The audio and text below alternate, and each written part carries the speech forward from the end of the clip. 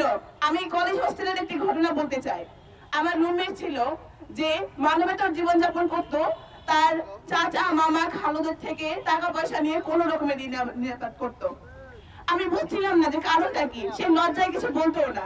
আমি যখন বারবার জিজ্ঞেস করতাম, সবার তো বাড়ি থেকে ফোন দেয়, বাসা থেকে বাবা ফোন দেয়, মা ফোন দেয়, তাকে কখনো দেখতাম না তার বাবা ফোন দিচ্ছে, আন্টির সাথে কথা বলতো। তো আমি যখন জিজ্ঞেস করতাম, কি রে তোকে আঙ্কেল ফোন দেয় না, কিছুই বলতো না, হ্যাঁ না কিছুই বলতো না। তার যে বাবার কথা বলবে লজ্জায়, এই সমাজ এই স্বৈরাচারের আমলে সে হাসিনা এমন সিস্টেম করেছিল যে তার নিজের বাবার পরিচয় দিতে লজ্জা পেত।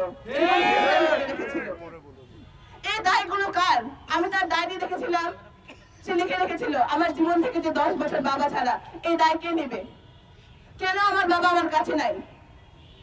সে তার বাবা নিরপরাধ ছিল, সবাই জানে। অনেকগুলো মামলায় নিরপরাধ হিসেবে প্রমাণিত হয়েছিল, তারপরেও কিছু মামলা এখনো চলে আছে। এই যে পরিবারগুলো এতদিন ধরে দুঃখ পাচ্ছে, কষ্ট পাচ্ছে, এই দায় কাদের নিবে? এখনো কেন আমরা পাচ্ছি না? এখন তো আমাদের সরকার, বিগত সরকারের আমলে তারা হত্যাকাণ্ড ঘটিয়েছিল, তারা ইন্ডিয়ার দোষর ছিল, তাদের আমলে মানা যায়, কিন্তু এখনো কেন হবে না? এই তো জনগণের সরকার, আমাদের রক্তের উপর বসে আছেন তারা, তাহলে কি এখনো আমরা কেন বিচার পাবো না? আমি দ্রুততম সময়ের মধ্যে এই বিডিআর হত্যাকাণ্ড সহ সকল হত্যাকাণ্ডের বিচার চাই। সীমান্তে আমরা এত হত্যাকাণ্ড দেখছি, 2 দিন পর পর পাখির মতো গুলি করে মারে, এই বিচার কাণ্ডগুলো আমরা কেন পাচ্ছি না?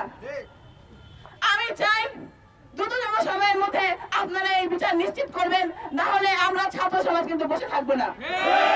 আমাদের পাশে এই ভুক্তভোগীর পরিবারগুলো রয়েছে, আমাদের পাশে পুরো বাংলাদেশ রয়েছে। আপনারা দ্রুততম